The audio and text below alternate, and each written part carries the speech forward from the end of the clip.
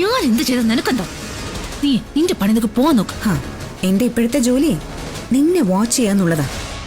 നാണോ ഇല്ലടി ഇങ്ങനെ ഒളിഞ്ഞു നോക്കാനും ഒളിഞ്ഞു കേൾക്കാനും ഒക്കെ?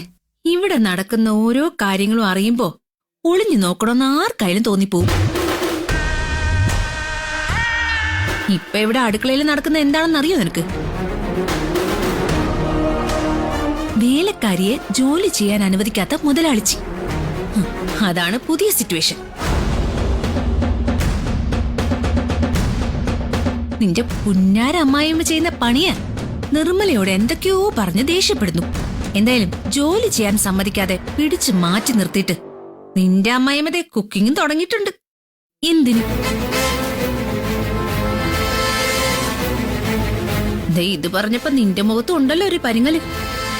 അപ്പൊ അതിലെന്തോ ചുറ്റിക്കളി ഉണ്ടെന്ന് തന്നെയല്ലേ?